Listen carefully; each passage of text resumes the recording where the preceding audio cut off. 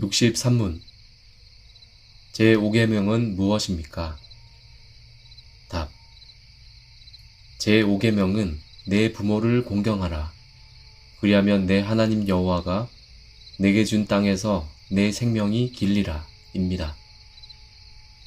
64문 무엇이 제5계명에서 요구됩니까? 답. 제5계명은 상급자, 하급자, 그리고 동급자로서 같은 지위와 관계 속에서 각자에게 속하는 그 영예를 유지하고 그 의무를 수행할 것을 요구합니다. 65문 무엇이 제5계명에서 금지됩니까? 답. 제5계명은 각 사람의 지위와 신분에 속하는 영예와 의무를 무시하거나 역행하는 것을 금합니다. 66문 제5계명에 부과된 논리는 무엇입니까? 답. 제5계명에 부과된 논리는 이 계명을 지키는 모든 자에게 장수와 번영이 약속된다는 것입니다. 해설입니다. 저는 가정에서 5 자녀의 아빠이자 아내의 남편이고 교회에서는 목사이며 신학교에서는 교수, 탁구장에서는 고수입니다. 나이가 들수록 상급자의 위치에 서게 됩니다. 또한 상급자로서 하급자들을 많이 접하면서 올바른 하급자의 자세에 대해 생각하게 됩니다. 하급자가 어떤 자세를 취해야 본인에게 유익이 되는지, 상급자가 원하는 하급자의 모습은 어떤지를 알게 되는 것입니다. 부모와 어린 자녀가 논쟁할 때는 대부분 부모의 말이 옳고, 교수와 학생들이 교과 내용에 대해 논쟁할 때는 대부분 교수의 말이 옳습니다. 또 탁구 1부의 고수와 7부의 하수가 탁구 기술에 대해 논할 때는 대부분 고수의 말이 옳습니다. 많은 시간과 경험과 노력이 쌓여야 상급자가 될 수 있기 때문입니다. 하급자가 상급자의 위치와 실력을 존경하는 마음과 언행으로 대하면 상급자는 뿌듯함과 기쁨을 느끼며 더 많은 것을 하급자에게 주고 싶어집니다. 결국 하급자에게 더 큰 유익이 돌아갑니다. 부모는 자신의 인생 경험과 지혜를 총동원해 자녀를 도우려고 합니다. 부모가 무언가를 제안한다면 필경 자녀를 위하기 때문입니다. 하지만 자녀는 부모의 말이 틀리게 여겨지거나 옳다고 생각되더라도 다른 것에 마음을 빼앗겨 그 제안을 거부하기 쉽습니다. 그런데 제4계명을 받아들이는 자는 부모의 권위를 인정해 그 제안을 따를 수 있습니다. 그리고 몇 달 혹은 몇 년의 시간이 흐른 후에 그 조언과 제안이 얼마나 합리적이고 지혜로웠는가를 확인하게 됩니다.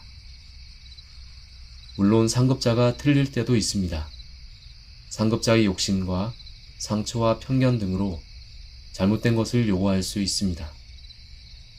그때는 하급자가 지혜롭게 대처하되 마음으로 하나님과 상급자를 원망하거나 미워하면 안 됩니다.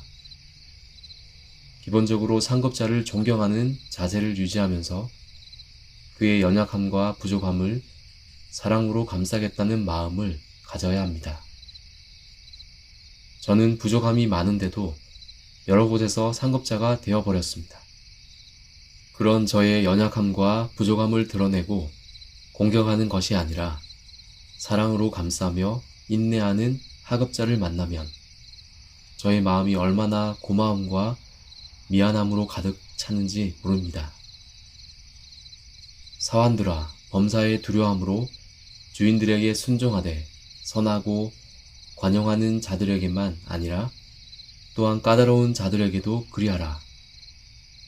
부당하게 고난을 받아도 하나님을 생각함으로 슬픔을 참으면 이는 아름다우나 죄가 있어 매를 맞고 참으면 무슨 칭찬이 있으리요. 그러나 선을 행함으로 고난을 받고 참으면 이는 하나님 앞에서 아름다우니라. 베드로전서 2장 18절에서 20절. 이 말씀은 부당한 고난을 무조건 참으라는 뜻이 아닙니다. 까다로운 상급자에 대한 기본적인 자세는 무엇이며 부당한 고난을 해결하는 과정에서 취해야 할 순종적 자세는 무엇인지 알려주는 것입니다. 저도 다른 곳에서는 여전히 상급자에 대한 불만을 가진 하급자입니다. 예전에는 그 불만을 직접 표현하기도 했습니다. 하지만 시간이 흐를수록 인간의 어쩔 수 없는 한계를 이해하면서 긍휼한 마음으로 살피게 되고 비난하거나 불평하기 전에 기도하게 됩니다. 그리고 상급자의 부족함을 반면교사로 삼아 저 자신에게는 그러한 면이 없는지 돌아보게 됩니다. 칭찬은 고래도 춤추게 합니다. 상급자들은 칭찬에 목말라 있습니다. 하급자가 진심으로 해주는 격려와 칭찬을 들으면 상급자는 매우 기뻐합니다. 물론 상급자가 칭찬할 만한 인격과 실력을 갖추어야 하겠지만 설령 그렇지 않더라도 신자들은 하나님의 주권을 인정하며 순종하고 따르려는 마음을 가져야 합니다. 더 나아가 상급자로 자신감 있게 리더십을 펼칠 수 있도록 격려하고 칭찬해야 합니다. 제가 중학생일 때는 한 반의 학생 수가 70명이 넘었습니다. 그때는 선생님이 이름만 기억해줘도 얼마나 신났는지 모릅니다. 실제로 선생님이 한 반에 끼치는 영향력은 학생 70명을 합친 것보다 작지 않습니다. 초등학교 교사는 학생들과 많은 시간을 함께하니 그 영향력이 더합니다. 담임 선생님이 좋은 리더십으로 학생들을 사랑하고 이끈다면 아이들이 얼마나 큰 기쁨과 평안을 누리며 학교에 다니겠습니까?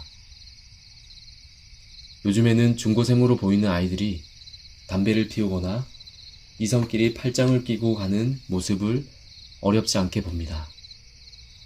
어른들이 나서서 부드럽고 지혜롭게 잘못을 지적하고 훈계한다면 학생들이 좀 더 조심할 텐데 어른들 대다수는 그냥 모른 채 하는 분위기입니다. 개인주의가 만연하면서 자신이 피해보는 일이 아니면 간섭하지 않는 분위기가 점점 더 강해지고 있습니다.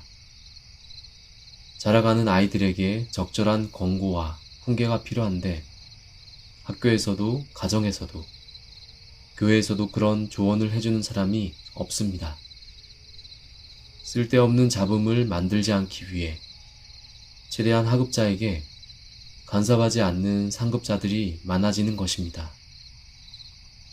하지만 상급자의 가르침과 권고와 훈계가 없으면 우리 가정과 사회, 교회와 학교는 점차 부패와 무질서에 빠질 수밖에 없습니다. 상급자가 잊지 말아야 할 지침 중 하나는 신상필벌입니다. 즉, 잘하는 자들에게는 격려와 포상을, 잘못하는 자들에게는 책망과 벌을 줌으로써 하급자들에게 무엇이 옳고 무엇이 그른지 가르치며 분별력을 길러주어야 합니다. 신상필벌을 통해 배운 분별력이 하급자들을 얼마나 높은 수준으로 이끄는지 모릅니다. 신자가 상급자의 자리에 있다면 일반 상급자보다 더 모범을 보여야 합니다. 예수 그리스도께서 모든 율법을 지키며 본을 보이셨듯이 일방적 지시를 내리는 것이 아니라 먼저 실천하며 본을 보여야 합니다. 그래야만 권위를 인정받고 진정으로 존경받을 수 있습니다. 상급자의 지위만 내세울 것이 아니라 그 직위에 걸맞는 인격과 실력을 갖추어야 합니다. 나아가 성경의 기준과 가르침에 따라 영육에 필요한 바를 하급자들에게 공급하기 위해 더욱 노력해야 합니다. 성경은 너희는 선생된 우리가 더 큰 심판을 받을 줄 알고 선생이 많이 되지 말라 라고 권합니다. 야고보서 3장 1절. 우리는 상급자의 권리를 누리기 전에 상급자의 책무를 깨달아 그 무게를 온전히 느껴야 합니다. 하나님이 섬기라고 주신 힘을 갖고 지배하거나 군림해서는 안 됩니다. 예수님이 본을 보이신 대로 사명을 따르되 맡겨진 자들을 끝까지 책임지며 사랑하는 삶을 살아야 합니다.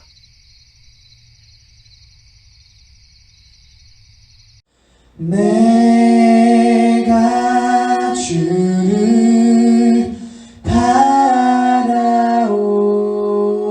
바라오니 성실과 정직으로 나를 보호하소서.